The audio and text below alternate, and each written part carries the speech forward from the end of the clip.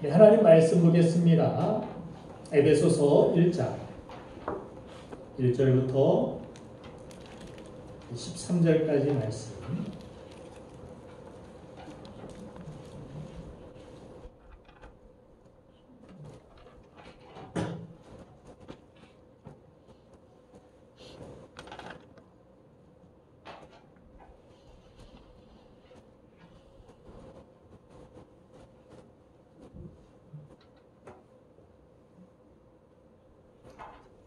신약성경 310페이지에 있습니다. 제가 먼저 읽겠습니다. 에베소서 1장 11절부터 13절까지 말씀입니다. 모든 일을 그의 뜻의 결정대로 일하시는 이의 계획을 따라 우리가 예정을 입어 그 안에서 기업이 되었으니 이는 우리가 그리스도 안에서 처음부터 말하던 그의 영광의 찬송이 되게 하려 하심이라. 다같이 그 안에서 너희도 진리의 말씀 곧 너희의 구원의 복음을 듣고 그 안에서 또한 믿어 약속의 성령으로 인치심을 받았으니. 아멘. 아멘. 오늘 성령 안에서 이루는 하모니라는 그런 제목으로 말씀을 증거합니다. 오늘 본문이 나오는 이 말씀의 이전의 내용을 보면은 전부 하나님의 구원 계획을 약속하신 대로 하나님이 친히 실행하시는 그러한 장면을 보여줍니다. 그리고 독생자 예수 그리스도를 그 실천으로 우리에게 약속대로 보내어 주셨고, 그리고 성자 예수 그리스도께서는 전부 하나님의 계획에 따라서 십자가에서 죽으시기까지 복종하심으로 구원의 길을 우리에게 열어주셨습니다. 그것이 하나님의 구원의 청사진 계획이었습니다. 그 모든 것들을 이 놀라운 은혜를 통하여서 하나님의 어떻게 보면은 우리가 원수되었고 본질상 우리가 진노의 자녀였지만 우리는 하나님의 자녀가 되는 권세를 누리게 된 것입니다. 그런데 이런 구원 계획의 청사진을 설명하시고서 이제 11절에서 이 모든 구원의 계획이 어떻게 가능했는가를 한마디로 설명해 주셨는데, 그것이 바로 오늘 11절 말씀에 모든 일을 그의 뜻에 결정대로 일하시는 이의 계획을 따라 이것이 되었다라고 말씀하고 계십니다. 자, 이 모든 일을 하나님의 의지로, 뜻으로, 그분의 주권으로 이루셨다라는 것을 우리에게 강조하여 가르쳐 주십니다. 우리의 구원은 어디에서 왔습니까? 오직 하나님으로부터 나온 줄로 믿습니다. 간혹 우리의 연약함 때문에 예수님의 이름에 덕이 안 되는 그러한 성도의 삶을 살아가는 사람들이 있습니다. 세상은 이를 놓치지 아니하고 확대시켜서 비아냥거립니다. 내가 무슨 하나님을 믿는 사람이냐? 네가 무슨 성도냐? 마귀는 우리의 생각 속에서 너 같은 게 무슨 하나님의 자녀라고 교회를 다니느냐? 그러려면 다 집어치워라. 조롱하는 그러한 생각을 우리에게 줄 때가 있습니다. 물론 우리가 잘못한 것이라면 회개하고 고쳐야 할 것입니다. 더 성숙해져야 될 것입니다. 그러나 거기에다가 우리가 일일이 다 변명하지 말아야 할 것은 하나님의 자녀로서의 또한 자부심을 잃어버리지 말아야 할 것은 우리가 구원받은 이유가 나에게 있지 아니하고 하나님의 의지, 하나님의 계획, 뜻에 있다라는 사실을 명심해야 하는 것입니다. 우리의 도덕적 결함 없음이나 우리의 어떤 착함이나 잘한 것이나 우리의 능력이나 사회적 지위가 우리를 구원받게 한 이유가 결코 아니라는 사실을 여러분들 알아야 할 것입니다. 우리가 구원받기 위하여서 어떤 구원받은 이유를 생각해 볼 때가 있을 텐데 그 이유가 다 아마 이해가 되지 않을 것입니다. 왜 나 같은 사람을 택하시고 왜 나 같은 사람을 구원하셨는지 여러분들 다 이해가 되십니까? 다 이해가 된다면 참 그것도 은혜겠지만 내 근거로 생각했을 때는 이해할 수 없는 것, 그것이 하나님의 구원이라는 사실입니다. 왜 그렇습니까? 받을 자격이 없기 때문입니다. 우리는 구원받을 자격, 예수님이 나를 위해 대신 십자가에 죽을 그만한 그러한 가치가 나에게 있지 않음을 우리는 잘 알고 있습니다. 그런데도 나를 위하여서 죽으시고 나를 구원하여 주셨다라는 것이 이해할 수 없는 구원이기 때문에 그것이 은혜라 부르며 그것이 선물이고 거기에 감사와 감격이 있는 것입니다. 내 자체로 내 존재가 이렇게 잘났으니까, 나는 능력이 많으니까, 나는 남보다 그래도 착하게 도덕적으로 잘 사니까, 그래서 나를 사랑하셔서 그 이유 때문에 나를 구원하셨다, 이렇게 생각되는 사람은 구원의 진정한 감격과 기쁨을 누릴 수 없을 것입니다. 그러나 나는 구원받을 수 없는 정말 하나님의 원수되었던 자격 없는 죄인이었다라는 사실을 의식하고 내가 회개하고 정말 죄인인 나를 구원하신 하나님의 은혜에 감사하는 사람들, 자격 없는 나에게 베풀어 주신 그 은혜에 기뻐하는 사람들, 이것이 진정한 기쁨이고 진정한 구원의 감격이 있는 삶일 것입니다. 우리에게는 이러한 감격이 있어야 됩니다. 하나님의 사랑과 하나님의 주권이 아닌 다른 것으로 우리의 구원이 설명되어진다면 그것은 아마 큰 문제가 될 것입니다. 이렇게 하나님의 주권으로 구원받은 우리가 이 땅에서 평생토록 해야 할 일이 있다라고 오늘 보는 말씀을 우리에게 가르쳐 주는데, 그 첫 번째가 하나님의 주권을 우리 삶 속에서 천국 가는 그날까지 천국에서도 영원토록 하나님을 영화롭게 하는, 하나님의 주권을 인정하는 삶을 살아가는 것입니다. 오늘 우리가 이 아침에 모여서 이렇게 예배드리는 이유가 무엇입니까? 예배드릴 가장 큰 의미는 내 삶의 왕은 내가 아니라 하나님이심을 고백하는 것이 이 예배인 줄로 믿습니다. 아멘. 그래서 하나님은 신령과 진정으로 예배하는 자를 찾는다라고 예수님은 우리에게 말씀하신 바 있습니다. 하나님은 예배하는 자를 찾으신다. 예배가 무엇입니까? 하나님을 높이는 행위입니다. 우리가 찬양을 부르고 우리가 예물을 드리고 우리가 교회에 와서 봉사하고 헌신하고 여러 가지 일들을 하는 모든 행위들이 무엇입니까? 내 봉사활동에서 내 만족 찾고 내가 헌금해서 내가 이만큼 얻어내고 내가 무엇을 해가지고 무슨 만족, 이것이 아니라 예배의 모든 초점은 하나님을 영화롭게, 하나님을 높이고 하나님의 주권을 인정하는 행위, 그것이 예배입니다. 워십. 아멘. 하나님을 경배하는, 높여드리는 것, 하나님을 인정하는 것, 주인이신 것. 그래서 예배는 무엇보다 소중히 우리가 여기는 것이고 모든 성도들의 가장 큰 가치가 되어야 되는 것입니다. 그리고 이 예배의 중심이 삶의 자리로 나아가서 가정에서든 직장에서든 인간관계에서든 내 감정과 내 생각과 내 마음대로 사는 것을 십자가에 못 박고 내 안에 사시는 주님의 원함과 또 주님의 마음을 따라서 예배자로 순종하며 살아가는 것, 그것이 예배자의 삶이라는 것입니다. 때로는 하나님의 주권으로 일하심이 우리가 다 이해되지 않을 때가 있을 것입니다. 그래도 끝까지 우리는 그분을 신뢰할 수 있어야 됩니다. 내가 걷는 길이 사망의 음침한 골짜기가 될 수 있습니다. 저쪽 초원으로 가기 위하여서 목자들이 양떼들을 끌고 나아갈 때 그 길이 험할 수 있습니다. 그러나 그 길이 우리 마지막 종착점이 아님을 우리는 기억해야 할 것입니다. 주님은 반드시 우리를 푸른 초장과 쉴만한 물가로 인도하시는 주님이십니다. 그분은 선한 목자십니다. 양을 망하게 하고 양을 죽이기 위하여 끌고 가는 것이 아닙니다.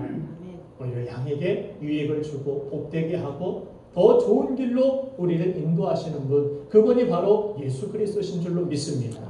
자, 그래서 내가 성도로서 마땅히 그 목자 되신 주님을 바라보면서 이쪽으로 가라 하면 순종하고 그 길로 나아가고, 내가 이 일을 해야 할 때 내 감정과 내 생각과 내 모든 것들을 내려놓고 목자를 따라서 그 음성을 따라서 순종하여 그 말씀대로 살아갈 때 결국 그 끝이 무엇입니까? 합력하여서 선을 이루어 주시는, 그들에게 복을 주시는 그 하나님이심을 성경 전체를 통해서 하나님은 우리에게 말씀하고 계신 것입니다.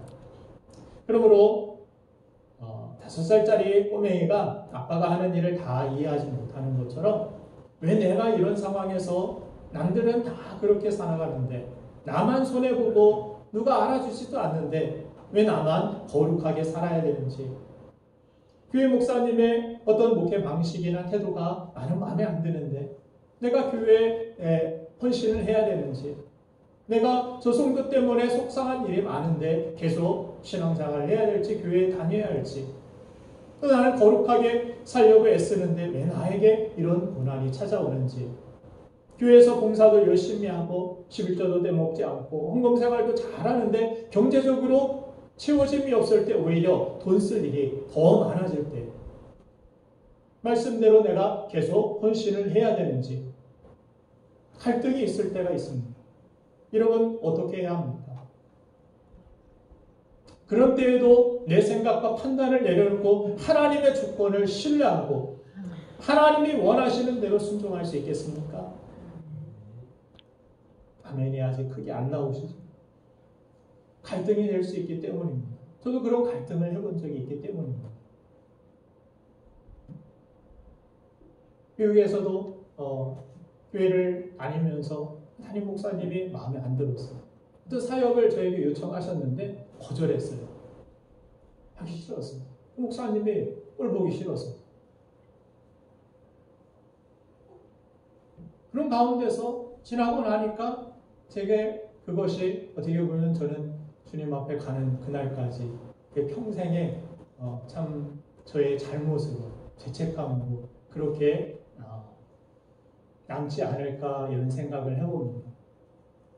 그 한 사람만 바라보면서 그 영혼들은 바라보지 못하고 내가 해야 할 일들이 있었는데 내가 살려야 될 그 영혼들 책임지고 돌봐야 될 그런 청소년들이 있었고 청년들이 있었는데 내가 그들을 다 외면해버리고 내 기분 나쁘다고 한 사람 때문에 내가 다 모든 것들을 버렸을 때 그것이 계속해서 저를 힘들게 하고 괴롭게 하고 하나님 앞에 정말 내가 큰 죄를 지었구나 하고 회개하는 그런 제목이 되었습니다. 일평생에 그런 하나님 앞에 회개할 제목으로 남았습니다. 때로 그럴 때가 있다라는 그 미국 유학생활을 하면서 경제적으로 너무 어렵고 빠듯하고 정말 힘든 가운데서 틈틈이 시간이 날 때는 학교 끝나고 와서 오후에 일을 하고 또 리어커에서 안경을 팔고 선글라스를 파는 그런 일들을 또 아르바이트를 하고 아내는 또 마트 이런 비디오 가게 나아가서 그걸 더빙하는 그런 일들을 하고 정말 빠듯합니다. 집세 내고 아이들까지 돌보고 그런 가운데서 너무 피곤하고 힘들고 어려워요. 교회는 차를 타고 1시간 정도 가야 되는 그런 위치에 있고 이런 여러 가지 상황 속에서 갈등이 되는 일들이 많이 생깁니다. 이 힘들게 벌어서 정말 부족한 가운데 쓸 일들이 더 많은 가운데서 하나님 앞에 그것을 떼어서 11조를 드리고 그것으로 감사헌금을 드리고 한다라는 것이 손이 떨릴 때가 있어요. 힘든 줄 알아요. 저도 다 경험해 봤습니다. 여러분들 이해합니다.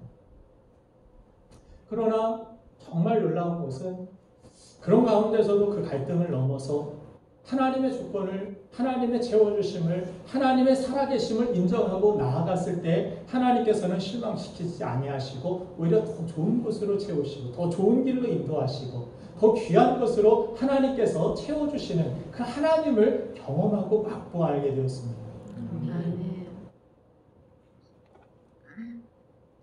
그래서 성경 곳곳에서는 안개 같은 그런 상황들이 나를 둘러싸고 나는 여기가 끝인가? 요셉처럼 버려지고 던져지고 배신당하고 하나님이 나와 함께한다라는 사실을 도저히 상황 속에서 볼 수 없는, 느낄 수 없는 그런 상황 속에서도 그 안개 같은 상황 속에서도 하나님의 주권을 나는 신뢰합니다. 그래도 하나님이 나와 함께 하십니다. 나를 버리신 것이 아니에요. 하나님은 나를 지금도 주권으로 인도하고 계십니다. 그 믿음이 이 요셉의 삶에 합력하여서 이스라엘을 구원해내고 하나님께 놀라운 영광을 돌리는 쓰임받는 인생으로 만들어간 것입니다. 로마서 9장 20절부터 21절에 보면은 바울이 재미있는 비유로 하나님의 주권을 설명하는 그런 부분이 나옵니다. 로마서 9장 21절 말씀을 같이 한번 읽어보겠습니다. 시작. 인간과 주를 상하기로 하나는 위에 있을 그릇을 하나는 천이 있을 그릇을 만들었느냐. 하나님이 토기장이라는 것입니다. 우리는 진흙이라는 것. 특별히 이스라엘 향하여서 너희는 진흙들이다. 내가 너희를 빚어가고 너희들을 만들어 가는데 하나님을 향하여서 어찌 나를 이같이 만드냐. 어찌 나를 이렇게 이런 상황들을 주느냐고.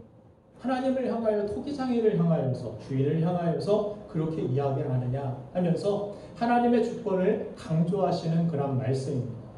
그래서 하나님은 그와 관련된 이스라엘 백성들 앞에 두 갈래의 그런 길들이 있음을 예레미야 구약 18장 말씀에서도 이와 비슷한 그런 내용의 말씀을 하시는데 18장 예레미야 18장 5절과 6절 말씀을 같이 읽어보겠습니다. 시작. 그때 여호와의 말씀이 내게 임하니라 이르시되 여호와의 말씀이니라 이스라엘 족속아 이 토기장이가 하는 것 같이 내가 만일 너희에게 하지 못하겠느냐. 이스라엘 족속아 이 토기장의 손에 있음 같이 너희가 내 손에 있느니라. 아멘. 하나님의 손에 너희가 있다. 하나님의 주권에 너희의 모든 미래가 달려있다. 여러분들 믿으십니까? 아멘. 그래서 하나님의 주권에 모든 것들이 있고 하나님의 주권을 인정하고 하나님 뜻에 따라 너희가 만약 그렇게 살아가면 그들을 토기장의 손에 들린 진흙처럼 하나님께서 멋지게 멋진 작품으로 빚어주시겠다라는 그런 말씀입니다. 근데 당시 이스라엘 백성들은 이 말씀에 대하여서 어떻게 반응했느냐면 예레미야서 18장 12절 말씀을 한번 읽어보겠습니다. 시작. 그러나 그들이 말하기를 이는 헛되니 우리는 우리의 계획대로 행하며 우리는 각기 악한 마음이 완악한 대로 행하리라 하느니라. 듣지 않겠다라는 것입니다. 말씀대로 살아왔더니 오히려 나에게 손해가 있었던 것 같습니다. 말씀대로 살아도 뭐 내 인생에 도움이 별로 안 되는 것 같습니다. 근데 하나님께서 어떻게 주인이냐는 것입니다. 내게 주어진 그러한 삶이니까 나의 인생은 내 것이고 내 마음대로 할 수 있는 것이다라고 이야기합니다. 그리고 하나님은 눈에 보이지도 않을 뿐만이 아니라 세상 사람들처럼 하나님 없는 그러한 삶을 살아가는 사람들도 잘 사는 것 같아 보이니 하나님이 주인으로 인정하고 살아봤자 헛되다라고 이야기하는 것입니다. 여러분 어떻게 생각하십니까? 교회 다녀도 별것 없는 것 같아요. 하나님 믿어도 별것 없는 것 같은데 오히려 세상 사람들 안 믿는 사람들이 떵떵거리고 더 잘 사는 것 같은데요. 헛된 것 아닙니까? 그래서 그들이 말하길 이는 헛되다. 우리가 우리의 계획대로 살 것이다. 이렇게 예배 드린다라고 말씀대로 순종하고 헌신하고 살아간다라고 뭐가 되겠어? 헛되다. 다 부질없는 짓 아니냐? 눈에 보이지 않는 하나님이 뭐 역사하고 뭐 일하시고 그런 거 없는 것 같다. 내 마음대로 살겠다. 그래서 그 이스라엘의 결국이 무엇으로 이어집니까? 나라를 빼앗기고 터전을 잃어버리고 완전 패망으로 무너지는 그러한 모습이 나옵니다. 이런 죄악된 마음은 아담과 하와 때부터 시작돼서 창세기 11장에 가가지고 바벨탑을 쌓을 때 사회적으로 크게 나타나는 그러한 일반적인 사회적 현상이 됩니다. 또 15세기의 근대주의와 17세기의 계몽주의에서 인간 중심이다. 인간이 유토피아를 세우자. 그리고 오늘날 포스트 모던 사회라고 불리는 이 시대에 이르기까지 인간은 끊임없이 하나님을 떠나서 하나님 없이 살아보려고 하나님을 인정하지 아니하고 우리가 신처럼 살아보려고 인간이 만드는 유토피아 그것을 만드는 시도가 계속해서 성경에서 또 우리의 삶 속에서 나타나고 이어져 왔습니다. 그때마다 하나님은 인간은 신이 아닌 너희들은 피조물이다. 이것을 깨닫게 하시기 위하여서 창세기 11장에서 바벨탑을 쌓아 올리는 가운데 사람들이 한 언어를 가지고 일하다가 언어를 여러 가지로 흩어버리십니다. 서로 말이 안 맞습니다. 한 사람은 한국말하고, 한 사람은 일본말하고, 한 사람은 스페인어하고, 영어하고 있고, 이거 가지고 뭐라고 하는데 뭐라고 하는지 알아들을 수가 없습니다. 공사가 더 이상 진행될 수가 없습니다. 그런 가운데서 너희들의 계획, 너희들의 모든 것들, 너희들은 잘 준비되었다고 이 자재를 준비했으니까, 이만한 뭔가를 우리가 계획하고 준비하고 있으니까 우리가 계획대로 이거 다 만들 수 있지, 완성할 수 있지? 아니다. 너희 언어 하나 흩으면 너희들 아무것도 아니다. 너희 계획, 너희 능력, 재능, 가지고 있는 모든 자재들 헛된 것이 된다. 하나님이 보여주셨습니다. 그리고 우리 세계적으로는 근대 1차 세계대전을 통하여서 또 미국 대공황이 일어나서 우리는 무너뜨릴 수 없는 그런 경제 대국이다. 그러나 대공황 속에서 미국은 허덕이게 되었고 모든 공장이 중단되고 다 멈춰버리는 그런 혼란에 빠지는 모습을 보게 됩니다. 이어서 2차 세계대전이 일어나게 되고 그러면서 인간 스스로 세상을 폐허로 만들고 모든 사람들이 전쟁의 고통 가운데 신음하는 그런 아픔들을 우리나라도 경험하지 않았습니까? 하나님을 떠나서 이런 큰 환란을 겪게 되었다면 다시 하나님 품으로 돌아오는 것이 정상인데 오히려 죄성을 가진 그런 인간들은 더 혼미하고 타락한 세상으로 흘러가고 있다는 것이 문제라는 것입니다.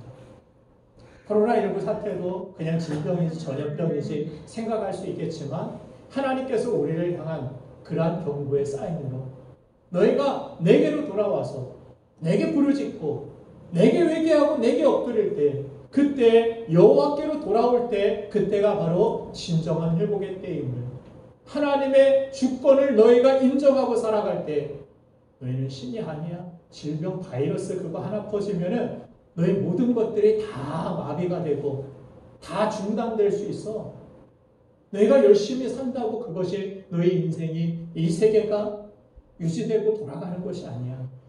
이 세상을 만드신 주인이 있고 이 세상에 운행하시는 하나님이 계심을 우리에게 하나님은 지금도 말씀하고 계신 줄로 믿습니다. 아멘. 그래서 하나님 품으로 돌아갈 때 그때가 진정한 회복의 때라. 성경은 우리에게 그것을 누누이 강조합니다. 이런 의미에서 탕자는 참 지혜롭다라고 이야기할 수 있습니다. 돈만 있으면 아버지고 뭐고 다 필요 없이 나는 내가 계획한 대로 이 정도의 자본만 있으면 나는 뭐든지 다 할 수 있다라고 자신 있게 아버지 품을 떠났습니다. 그러나 자신의 자신감과 계획, 이 모든 것들이 다 세상 속에서 아버지를 떠나서 사라지게 되었을 때 그 무너짐을 통해서 스스로 돌이키는 모습, 이것이 지혜라는 것입니다. 아니구나. 아버지를 떠나는 것이 복이 아니라 아버지 집에 거하고 아버지 품 안에 있는 것, 그것이 나의 인생의 가장 행복이었고 평안한 때구나. 이것을 스스로 돌이켜라고 성경은 우리에게 탕자의 돌이킴을 강조해 보여줍니다. 그런데 인간은 고집불통이라 자기 잘못을 잘 인정하지도 않고 돌이키지도 않으려 합니다. 그러나 그 끝이 낭떠러지라고 아무리 너희가 고속도로로 빨리 달리고 있어도 그 길의 끝이 낭떠러지라면 돌이키는 것 그것이 지혜 아닙니까? 하나님의 주권을 인정하고 주의 길로 돌이키는 것 그것이 지혜인 줄로 믿으시기 바랍니다.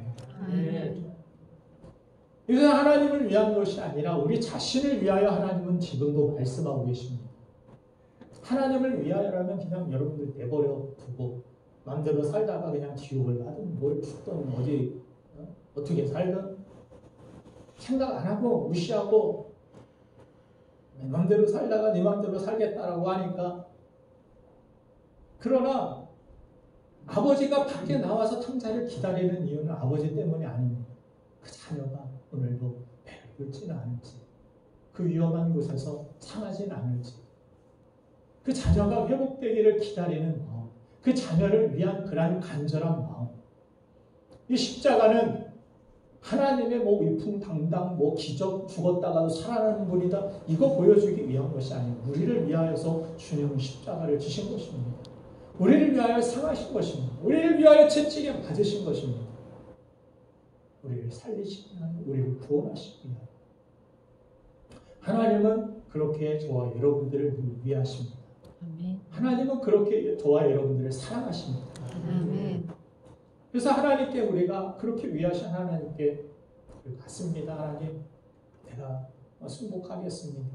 나의 인생의 주권 하나님께 드리고 하나님의 주인 되심을 인정하고 내가 믿음으로 하나님 따라 살겠습니다. 그래서 우리 그렇게 하나님께 엎드릴 때, 하나님의 주권을 인정할 때 우리 인생이 가장 복되고 영광스러운 삶으로 우리 인생이 꼽히게 될 줄로 믿습니다. 탕자의 비유가 나왔기에 말씀드리는 거지만 실제로 이 비유를 통해서 예수님께서 회개하길 원했던 대상은 탕자 작은 아들이 아닙니다. 이 탕자의 비유를 통해서 정말 회개하길 원했던 것은 집안에 있는 큰 아들, 맏아들.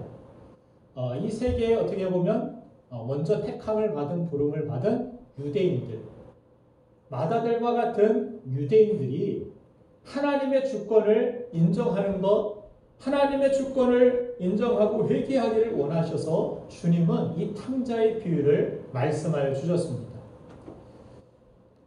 큰아들의 몸은 어떻습니까? 아버지의 곁을 한 번도 떠난 적이 없습니다. 그래서 자신은 아버지에게 충성스러운 사람이라고 생각할 수 있었습니다. 정작 둘째 아들을 맞아들이는 아버지의 모습, 그 뜻에 결국 자신이 승복할 수 없었고 결국 아버지를 원망하는 자리에 이르게 됩니다. 그래서 탕자보다 더 큰 문제는 집안에 있는 큰 아들이라는 것을 예수님은 말씀하고 계십니다. 안타까운 사실은 오늘날 교회 안에도 이런 사람들이 생각보다 많이 있다는 것입니다. 우리 교회는 그런 분이 없어서 참 다행이고 감사한 일이지만 몸은 교회 안에 늘 머물지만 이런 큰아들은 탕자처럼 나가지도 않고 꼭 붙어 있습니다. 둘째 아들 같은 인생을 포용하시고 하나님의 그 섭리와 그 연약한 자들의 삶을 포용하시고 보듬어 주시고 새롭게 하시고 세워가시는 그러한 모습들을 수용할 수가 없습니다. 이해할 수가 없습니다. 그래서 큰아들처럼 아버지가 그렇게 하는 그것이 합당하지 않은 것 같습니다. 이것이 문제인 것 같습니다. 이건 잘못된 것입니다. 그래서 목사가 문제고 이것이 문제고 성도가 문제고 왜 이런 일을 이렇게 하는지 모르겠다라고 이런 이야기들을 많이 합니다. 나에게는 또 살찐 송아지도 안 잡아주고 나는 교회에서 왜 인정해주지 않느냐, 서운하다라고 섭섭하다라고 맏아들처럼 이야기합니다. 진정으로 회개할 사람이 탕자가 아닙니다. 교회 안에서의 맏아들과 같은 내 자신, 우리가 될 수 있다는 사실을 우리는 명심해야 하는 것입니다. 나는 그 맏아들과 같지는 않은지. 하나님께서 그런 문제를 맏아들에게 보이게 하시는 이유, 그것이 무엇입니까? 하나님의 주권과 생각에 너의 생각을 굴복시킬 수 있느냐. 그런 훈련들을 하나님께서 교회 안에서 우리에게 각 사람들이 다 다른 모습들, 또 내가 마음에 안 드는 일들이 막 일어나는, 또 내가 마음에 안 맞는 사람들을 만나게 하시면서 하나님은 우리를 그렇게 시험하시고 테스트하시고 훈련시키시는 것입니다. 네 생각 접을 수 있겠느냐? 네 감정 내려놓을 수 있겠느냐? 이사야서 55장 8절부터 9절까지의 말씀을 보면 하나님의 생각이 어떻다라고 이야기합니까? 너의 생각과 다르고 내게는 너의 길과 다름이라. 하나님께서 우리 삶 가운데서 하나님의 생각과 우리의 생각이 너무나도 다르고 그 길들이 너무나도 차이가 있기 때문에 우리가 해야 할 일은 무엇입니까? 내 생각, 내 길을, 내 계획을 믿는 것이 아니라 하나님의 생각이 있으시지. 하나님의 길이 반드시 있겠지. 아멘. 하나님의 주권을 날마다 시인하고 인정하는 삶, 그것이 우리의 신앙생활이 되어야 될 줄로 믿습니다. 오늘 권사님이 나는 예수님을 영접한 이후로 예수님을 단 한 번도 하나님을 원망해 본 적이 없다라는 그런 말씀을 들으면서 참 대단한 분이다. 어떻게 그럴 수 있었을까? 그랬으면 참 좋겠다. 그런 신앙생활 정말 아름다운 신앙생활 아니겠습니까? 근데 그분이 아무 문제 없어가지고 그렇게 평안 가운데서 모든 것들이 막 풍족해가지고 그런 말씀을 하시는 것이 아니었습니다. 인생에 풍파가 많이 있었고 어려운 상황들이 많이 있었지만 그때마다 이것은 하나님을 향한 전적인 그런 신뢰의 때다. 내가 하나님께서 이 상황을 믿는지 하나님을 믿는지 나를 시험하시고 테스트하는 그러한 시험 문제라 생각하시면서 나는 이 상황 속에서 흔들리지 않을 거야. 하나님은 여전히 나를 사랑하셔. 하나님은 여전히 나를 붙들어 주시고 인도하고 계셔. 그때마다 이런 풍파가 올 때마다 이런 믿음으로 그 풍파를 넘어서니까 나중에는 모든 상황, 모든 현실 속에서 하나님의 주권을 인정하는. 그래서 하나님을 향해 뭐 원망할 필요도 없고 원망하는 그런 일들도 없었다라는 고백이었습니다. 우리가 자주 부르는 찬양 가사 가운데 하나님 한 번도 나를 실망시킨 적 없으시고 언제나 사랑과 공평으로 나를 이끄신다라고 우리는 그런 찬양의 가사를 고백합니다. 공평과 은혜로 나를 지키시는 주님. 그렇게 부를 때마다 하나님은 나를 실망시킨 적이 있는데 하는 마음이 한켠에서 이분 실망시킨 적 없는데 그러면서 마음속에서 생각 속에서 떠오르는 것은 하나님 때문에 실망했었는데 그때 그런 장면들이 떠오른 적 없습니까? 저는 그럴 때가 있었어요. 인간의 관점으로 보면은 하나님이 한 번도 나를 실망시킨 적 없다라는 거 이것은 말이 안 됩니다. 인간적인 생각으로 눈으로 보면 나를 분명히 실망시켰습니다. 내가 이렇게 기도했는데 하나님은 나의 기도에 응답하시지 않았습니다. 내가 말씀대로 순종하면 하나님께서 내 길을 인도하시고 평탄케 하시리라 믿었는데 나 인생에 오히려 굴곡된 길로 어려운 길로 나아갈 때가 많이 있었습니다. 하나님은 그렇게 인간적인 눈으로 하나님을 바라보면 그 잣대로 바라보면 나를 너무나도 많이 실망시킨 것 같습니다.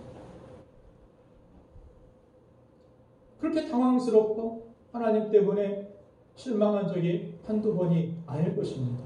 그러나 욥처럼 그 상황 속에서 하나님의 하나님 되심을 인정하고 하나님의 주권 앞에서 순복하고 그 주권을 인정해드리고 신뢰할 때 그 모든 의심의 상황을 넘어서는 것 이것이 하나님이 원하시는 믿음의 승리라는 것을 성경은 우리에게 말씀하는 것입니다.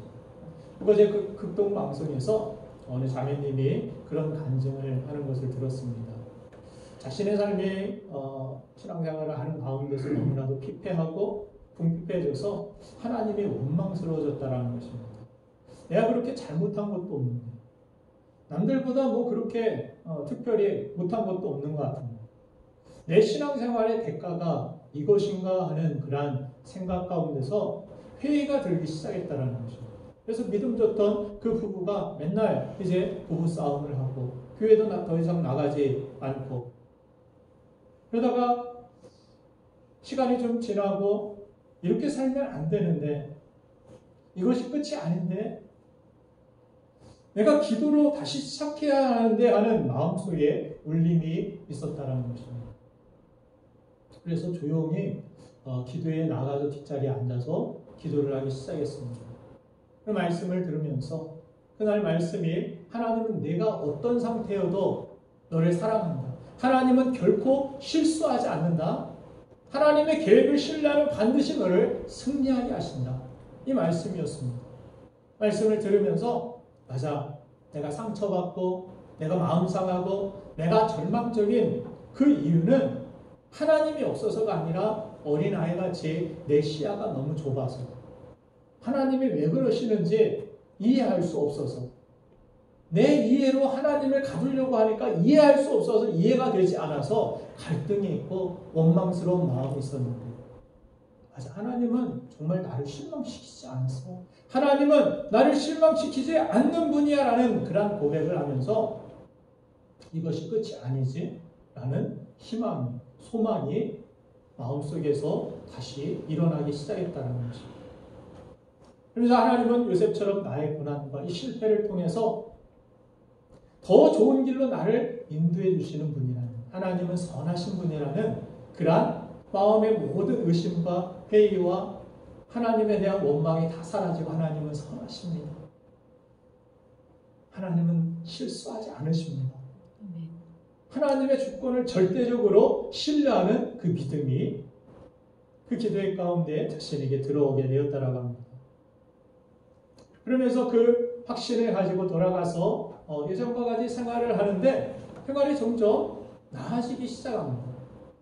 신기하게 부족한 것을 하나님께서 때때마다 채우시는 하나님을 경험하기 시작합니다. 이것은 하나님이 일하셨군요. 할 수밖에 없는 그러한 일들이 하나님께서 일어나게 하셨다라는 거예요. 그래서 너무나도 막 즐거워, 너무나도 막 기대에 차면서 이렇게 하면 또 하나님이 이렇게 일하시고 이끄시는 그런 하나님을 경험하면서 병원비가 모자란데 하나님께 드리고 싶어서 드렸더니 예기치 않게 하나님께서 그 병원비를 그 이상으로 채워주시는, 갑자기 그런 채워주시는 은혜를 경험하기도 하고, 자기 집이 반지하 집이었는데 이게 이 건물이 경매로 넘어가면서 자기 전세 보증금을 찾지 못하는 그런 상황이 그 건물에 사는 모든 사람에게 생기게 되었다고 합니다. 그러면서 참 안타까워하고 어떻게 방법이 없나 이랬대고 저랬대는데 방법이 없습니다. 전세금을 다 날리게 생겼습니다. 그런 상황 가운데서 이런 생각이 들었다라는 거예요. 내가 사는 집이 한 7천만 원 정도 되는데 내가 이걸 이런 상황이 오기 전에 하나님 앞에 드릴 수 있었다라는 거예요. 그냥 없어지고 그냥 사라지고 말 걸 내가 하나님 앞에 할 수 있을 때 드릴 수 있었으면 얼마나 좋았을까. 그러면서 그 부부가 지금이라도 이렇게 드릴 수 있었으면 좋겠다, 이런 이야기를 했다고 합니다. 그런데 얼마 지나지 않아서 법원에서 통보가 날라왔는데 여기는 7천만 원 이하라 100% 이것을 돌려받을 수 있다라는 통보가 왔다고 합니다. 2층과 3층 이렇게 1, 2, 3층은 2, 3층이죠. 거기가 반지하가 1층이니까 2, 3층은 다 돌려받지 못하는데 자신의 집은 다 전에 7천만 원 돌려받을 수 있다는 통보가 왔습니다. 너무 감사했다라는 거예요. 근데 감사한 편으로 또 갈등이 시작됩니다. 하나님 앞에 내가 그거 다 뺏기고 그랬고 이왕이면 드렸으면 좋았을 걸 하는 그런 생각을 가졌었는데 되찾고 나니까 또 다른 그런 갈등이 지금 이걸 드리고 나면 갈 집도 없고 당장 살 것도 없는데 이건 넌센스 아닌가. 그런 가운데 갈등이 있는 가운데 남편과 아내가 한마음이 되어서 우리 이야기한 거 하나님 앞에 지키자고, 하나님께서 다시 우리의 삶에 소망을 주셨듯이 하나님이 인도하시지 않겠냐고 그러면서 수요 예배에 나가가지고 주원금으로 자기의 집을 팔아서 드렸다고 합니다. 그런 가운데서 드리고 났더니 하나님께서 살 집도 기가 막히게 또 얻게 하시고 또 살게 하시고 지금은 사업이 번창해서 이전과 비교할 수 없는 좋은 집에서 살고 또 많은 교회 일도 감당하고 많은 사람들이 베푸는 그런 삶을 살게 되었다라는 간증을 대전 극동방송에서 그저께 들으면서 하나님은 살아계시는데 하나님은 역사하시는데 어려운 가운데서 우리가 너무나도 좌절하고 원망하고 하나님의 주권을 믿지 못하여서 하나님의 살아계심을 맛보지 못하고 체험하지 못하는 그런 안타까운 신앙생활을 우리가 중단하고 이렇게 살아계신 하나님을 만났으면 좋겠다. 우리 성도들이 살아계신 하나님과 동행하고 그 하나님을 경험하는 인생을 살았으면 좋겠다라는 그런 생각을 해보았습니다. 사랑하는 여러분들, 우리가 안개와 같은 그런 상황 속에서 하나님을 신뢰하는 굳건한 믿음만 살아있다라면 하나님은 여러분들의 믿음을 통해서 하나님의 선하신 뜻을 반드시 이루어 주실 줄로 믿습니다. 그렇게 신뢰하고 축복된 길로 나아갈 때 12절 말씀과 같이 이는 우리가 그리스도 안에서 전부터 바라던 그의 영광의 찬송이 되게 하려 하십니다. 하나님을 찬송할 수 있는 인생, 우리가 찬송이 된다라고 성경은 표현합니다. 내가 찬송하는 것이 아니라 찬송이 된다. 우리 성가대가 원하기는 그냥 찬송만 부르는 성가대가 아니라 여러분들 삶의 자체가 찬송이 되길 원합니다. 우리 모든 성도들이 그렇게 내 자체가 찬송이 되는 인생이 되길 간절히 바랍니다. 하나님의 영광을 찬송하는 인생. 얼마나 멋진 인생입니까? 이런 인생을 우리가 소망하고 그렇게 구원받은 우리가 해야 할 일이라는 사실입니다. 마지막으로 한 가지 더, 구원받은 우리가 해야 할 두 번째 일은 성령의 소망으로 하나 되는 일입니다. 본문 12절 말씀에서는 우리라는 원점이 된 유대인을 가리키는 이 좋은 의미, 이는 우리가 그리스도 안에서 전부터 바라던, 이렇게 이야기하면서 13절 말씀에 가보면은 그 안에서 너희도 진리의 말씀이라 이렇게 이야기합니다. 우리라는 그런 의미는 당시에 유대인들을 먼저 의미하는 그런 우리, 좋은 의미에서의 인칭 대명사라고 신학자들은 그렇게 설명합니다. 13절에서 너희라는 이란 의미는 이방인들을 포함한 그 당시에 에베소에 살고 있었던 헬라 문화를 가진 이방 사람들, 외국인들, 이러한 사람들을 포함해서 너희를 이렇게 표현하고 있는 것입니다. 당시 유대인들은 이방인들을 사람 취급하지 않았습니다.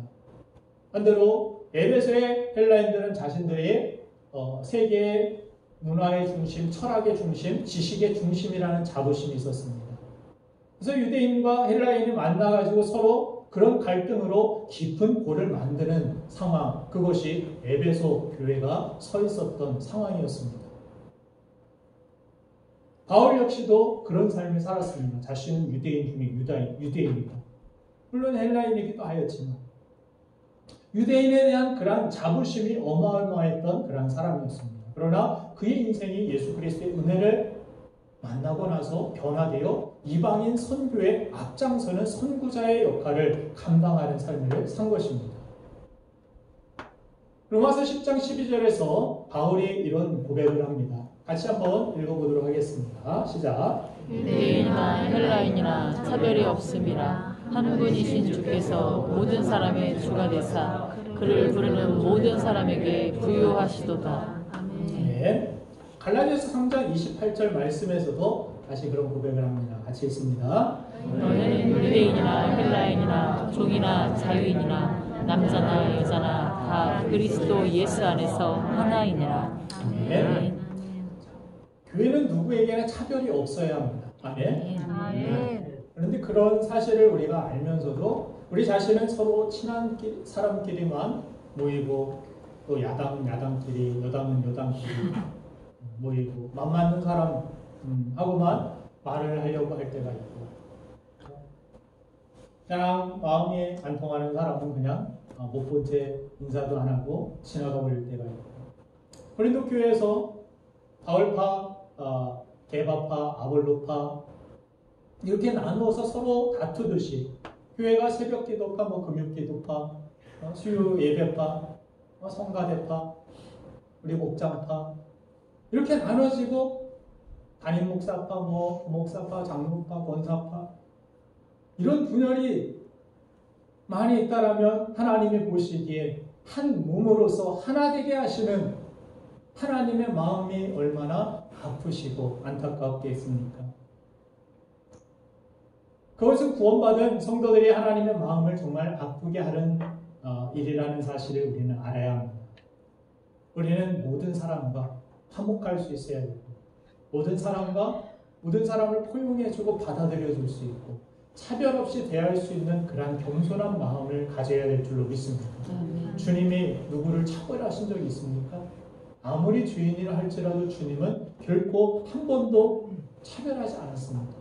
아무리 약한 사람이라도, 아무리 허물 많은 사람이라도 차별하지 않고 받아주셨습니다.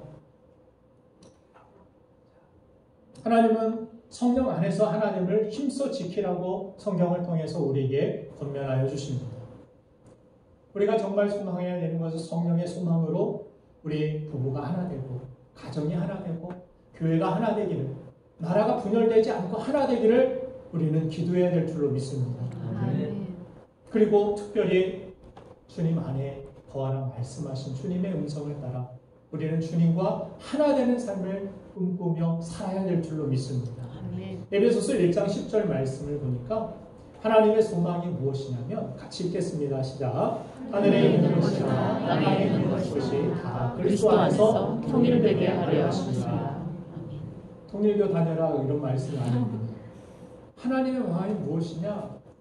그 안에서 주 안에서 하나됨을 이루는 모습을 보고 싶다.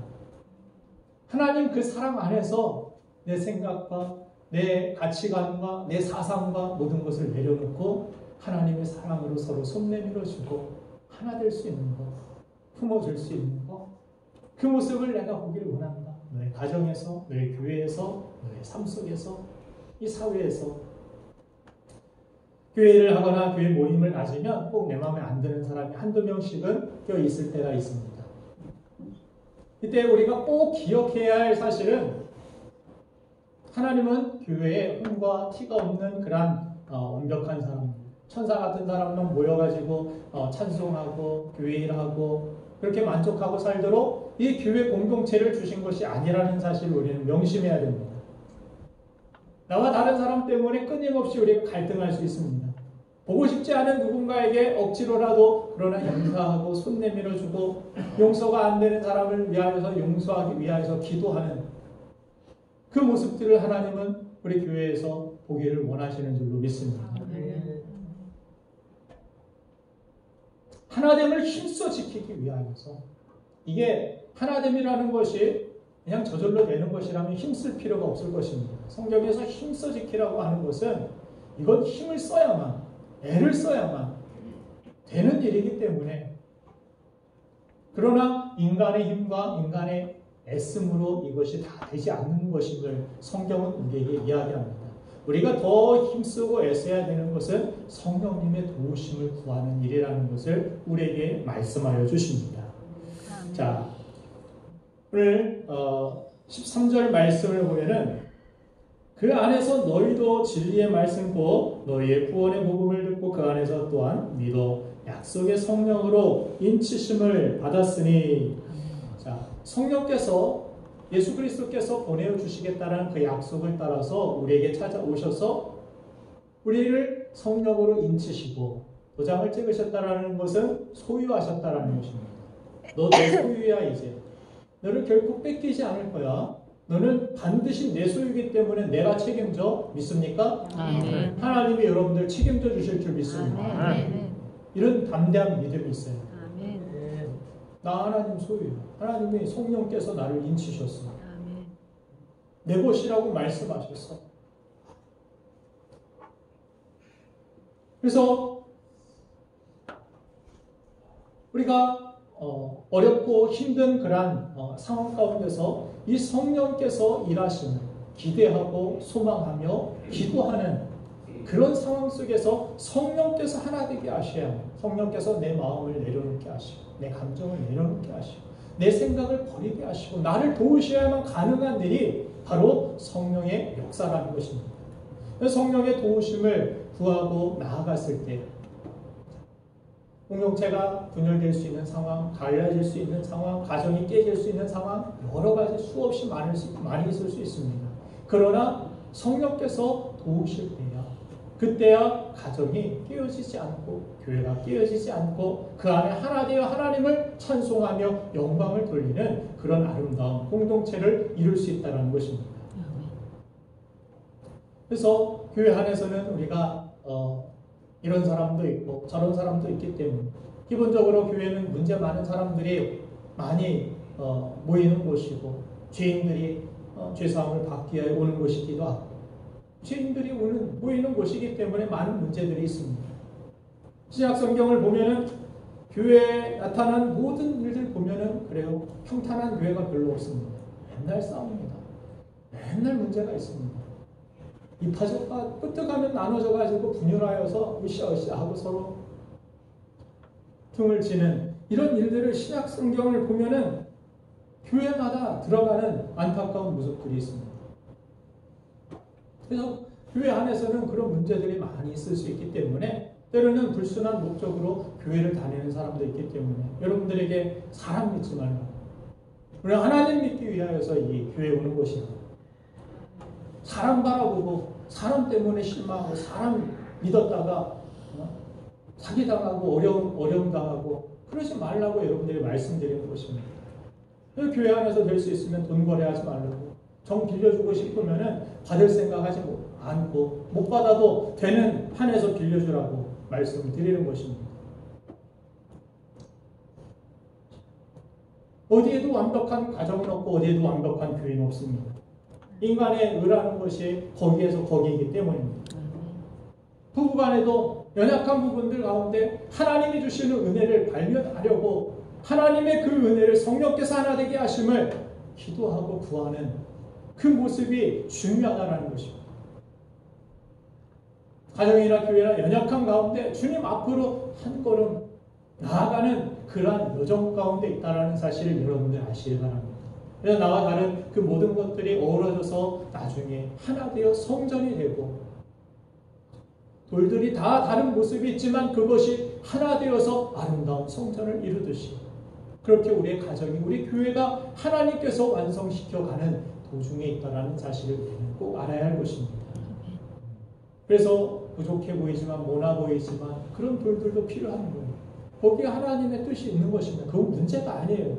그 안에 하나님의 또한 선하신 계획이 있음을 우리는 바라보고 소망 중에 거해야 될 줄로 믿습니다. 그래서 우리에게 하나 될 능력이 없기 때문에 에베소서 1장 13절에 중재자가 필요한 것입니다. 그분이 바로 성령 하나님이신데 성령 하나님께서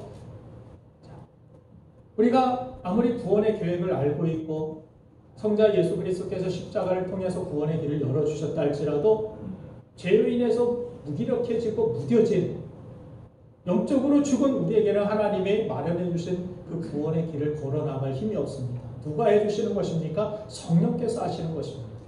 고린도전서 12장 3절에 그래서 뭐라고 말씀하시느냐면 또 성령으로 아니하고는 누구든지 예수를 주시라 할 수 없느니라. 아멘. 네. 성령으로 도우시기 때문에 여러분들이 예수님이 나의 주님이십니다 이렇게 고백할 수 있는 거지. 여러분들 의지가 막 누구보다 강해서 나는 원래부터 신앙심이 뛰어나서 하나님이 나의 아버지십니다 이렇게 고백하는 것이 아니에요. 여러분들이 예수 그리스도를 믿음으로 내가 죄인임을 시인하고 주님을 영접했을 때 그때 성령께서 너는 내 것이야 이제는 하나님이 너의 아버지시라 너는 고백하게 될 거야. 성령께서 이 일을 우리 안에서 이루시고 하신다는 거예요. 그래서 14절에서 보면은 14절 내려가면 우리의 보증이 성령님이 되신다고 우리 본 말씀이 있는 에베소서 1장 14절에 이는 우리의 기업의 보증이 되사 그 얻으신 것을 속량하시고 그의 영광을 찬송하게 하려 하심이라. 여기에서 보증이라는 것이 차를 사거나 집을 살 때 계약금과 같은 것입니다. 계약금을 통하여서 그 계약서를 통하여서 보증이 나는 이것이 나의 소유입니다 라는 그러한 권리를 갖는 거예요. 자, 이것이 바로 여기에 있는 기업의 보증이 되신다라는 그런 뜻입니다. 이 보증이라는 이란 뜻은 어떤 상거래를 하는 가운데서 사용되는 그런 말입니다. 어떤 보증서를 이렇게 계약금을 주고서 보증서를 내어주는 그런 가운데서 있는데 성령께서 우리의 기업의 보증이 되신다. 기업은 하나님께서 우리에게 준비하시고 허락하여 주시기를 약속하신 모든 축복들을 이야기합니다. 천국을 포함한 이 땅에서의 하나님의 권세, 하나님의 능력, 하나님의 축복, 은사 모든 것들을 포함하는 것이 기업의 보증이 되시는 것입니다. 이 기업이 발동하고 기업이 여러분들의 삶의 기업을 누리기 위하여서는 성령님의 도우심이 절대적으로 필요한 것입니다. 그래서 우리가 천국은 죽어서 가는 것이라 이렇게 생각하는 사람도 있고 전도하다 보면 목사님 천국 가보셨어요? 천국이 있는 거 어떻게 알아요? 이렇게 질문하시는 분들이 있습니다. 여러분들 어떻게 대답하실 수 있습니까? 천국이 있다라는 거 가보지도 않았는데 어떻게 합니까? 누구 천국 갔다 뭐 지옥 갔다 와봤다는 간증 들어서 압니까? 내가 알아야 돼요. 내가 어떻게 압니까? 이 보증 때문에 압니다. 이 성령님 때문에 맛보아 하는 거예요. 천국에 가보지 않아도 그 보증서를 가지고 마치 어떻게 이야기 드릴 수 있냐면, 정말 어렵게 살다가 가난하게 살다가 집도 없이 살다가 악착같이 저축하고 모아가지고 집을 사게 되었습니다. 집을 사게 될 때 계약금이라는 걸 내죠. 한 10% 내가지고 이 집이 나의 이 소유가 될 것임을 이렇게 계약서를 줍니다. 아직 내가 잔금, 중도금이나 장부금도 다 치르지 않았지만 이 계약서를 가지고 보증서를 가지고 무엇을 합니까? 그때부터 여기에 가구를 뭘 들여놓을지, 이 집 배치를 어떻게 할지, 아이에게 어떤 방을 줄지, 어떻게 집을 사용할지, 이것들을 막 상상하기 시작하면서 소망이 생깁니다. 그렇죠? 아직 집의 집주인은 아니고 그 집에서 살고 있는 것도 아닌데 그것을 사는 것처럼 이 집이 먼저 이미 나에게 있는 것처럼 이 새 집이, 그러면서 어때요? 날마다의 삶이 소망이 있고 날마다의 삶이 막 뭔가가 즐거움이 있고 희망이 넘치는 것. 성령께서 우리 삶의 천국의 기업의 보증이 되신다. 성령께서는 우리가 죽어서만 천국 가고 천국을 맛보는 것이 아니라, 꿈꾸다가 환상 속에서만 천국 왔다가 간증이 있는 것이 아니라, 이 세상에서 우리 마음속에 천국이 여기 있는 것 저기 있는 것이 아니라 우리 마음 안에서 그 천국이 맛보아 알 수 있도록 성령께서는 그런 기업의 보증이 되어 주신다고 말씀하십니다. 여러분들 천국을 맛보시길 원합니다. 아멘. 아멘. 아멘. 그 천국은, 그래서 성령께서는 우리 안에서 성령이 임하시면 꿈을 꾸고 비전을 갖고 이런 환상을 보고 이런 계시들이 있지 않습니까? 무슨 이야기예요? 미래를 소망하고 막 꿈꾸고 희망이 있다는 것을 이야기합니다. 그죠? 과거를 보고 막 채찍해지고 묵상하고 막 이게 아니라 막 활기차요.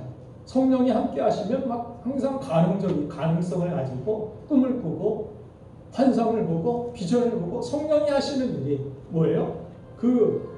장차 우리가 얻을 기업들을 보증서와 같이 우리 안에서 누리고 느끼고 경험케 하시기 때문입니다.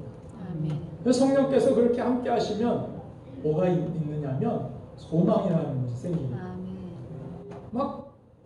아멘. 그래서 지옥이라는 것은 그래요. 단테의 신곡에 보면은 지옥 눈앞에 무슨 말이 있느냐면 여기에 들어오는 자들은 이제 더 이상 희망이라는 것을 갖지 말지어다. 지옥이라는 것이 뭐냐면 희망이 더 이상 소망이 없는 곳, 이것을 단테의 신곡에서 지옥으로 그렇게 표현을 합니다. 이 땅을 살아가면서도 지옥을 경험하는 사람들이 있습니다. 더 이상 소망이 없는, 희망이 없다라고 생각하는 것입니다. 여러분들 성령께서 함께 하시면 참된 소망을 여러분들 안에 다시 이렇게 세워주실 줄로 저는 믿습니다. 아멘. 우리 가정이 연약할 수 있습니다. 남편이, 아내가 부족해 보일 수 있습니다. 교회가 부족해 보일 수 있어요. 목사가 부족해 보일 수 있습니다. 그러나 우리가 그것이 부족하다, 당신 잘못했어, 다 당신 탓이야, 이것이 성령께서 하시는 일이 아니라 성령님이 함께 하시고 성령이 내 안에 있으면 뭐가 있습니까? 소망이 생깁니다. 아멘. 연약한 것을 바라보면서도 희망이 있습니다. 아멘.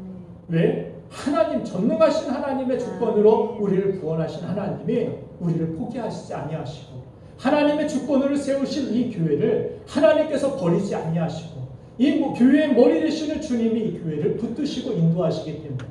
아멘. 믿습니까? 아멘. 성령님은 그래서 하나님을 바라보게 하시고 그래서 소망이 있는 거예요. 이 땅을 살면서 땅만 보는 것이 아니라 천국을 바라보게 하시고 아멘. 천국을 소망하게 하시고 꿈꾸게 하십니다. 이 세상이 다가 아니야. 이 현실이 다가 아니야. 전부가 아니야. 여러분들 어려운 상황 속에서, 힘든 상황 속에서 이런 천국의 소망을 꿈꾸는 성령의 사람 되기를 주님의 이름으로 축원드립니다. 아멘. 로마서 8장 24절 말씀을 보면 우리의 믿음, 우리의 구원이 무엇이냐고 이야기하느냐면 같이 한번 읽어보겠습니다. 시작. 우리가 소망으로 구원을 얻었으니 우리는 소망이 아니니 보는 것을 누가 아멘. 아멘. 소망은 이 세상에 있는 눈에 보이는 이게 소망이 아니라 진정한 소망은, 진정한 믿음은 눈에 보고 뭘 보니까 믿습니다. 이게 구원, 이게 믿음이 아니라 보지 않고 믿는 살아계신 하나님의 주권을 믿고 어려운 상황, 안개만 잔뜩 보이는데 그 안개 뒤에 하나님의 역사가 있음을, 놀라운 나의 인생 가운데 준비하신 푸른 초장이 열려 있음을, 그것을 바라보고 믿는 것, 이것이 구원받을 만한 믿음이고, 우리 삶 속에서 하나님께서 역사하신, 성령께서 기업의 보증이 되어주시는 놀라운 참된 소망인 줄로 믿습니다. 이 소망을 가지고 여러분들의 삶 속에서 우리는 기본적으로 죄성이 많고 고집이 센, 자아가 강한 인간이기 때문에 하나 될 수 없지만, 그러나 주 안에서 우리가 하나 될 수 있음을 소망하고 성령님의 도우심을 구한다면 우리는 주 안에서 진정한 하나님을 기쁘시게 하는 공동체가 될 수 있도록 될 수 있음을 믿으시고, 그 안에서 하나님의 역사를 바라고 우리가 되길 간절히 바랍니다. 예전에 한번 영화로 나왔던 하모니라는 그런 영화가 있죠. 하모니라는 이 영화가 뭐냐면, 이렇게 포스터에서는 예쁜 모습으로 노래를 하고 있지만, 감옥 안에서 이 여자 죄수들이 맨날 서로 싸우고 다투고 맨날 머리채 잡고 막 뒹굴고 그러다가 이 사람들이 하나가 되는, 서로를 이해하고 보듬어주고 서로를 위해서 막 안타까운 마음으로 그런 모습이 나오는데, 여기서 음악으로 하나 되는 그런 모습, 저 지휘하시는 분이 사형수입니다. 나중에는 사형 선고를 받게 되고 사형장으로 나가는 모습, 안타까운 모습도 있지만, 그 안에서 저 지휘자의 모습을 보고 이 사람들이 입을 맞춰서 그렇게 싸우던 사람들이 한 목소리를 내고 합창을 하고 사람들이 막 기립박수를 치고 너무 감동을 받고, 이런 감동적인 그런 모습이 있는 영화였습니다. 음악으로 하나 되는 그런 모습,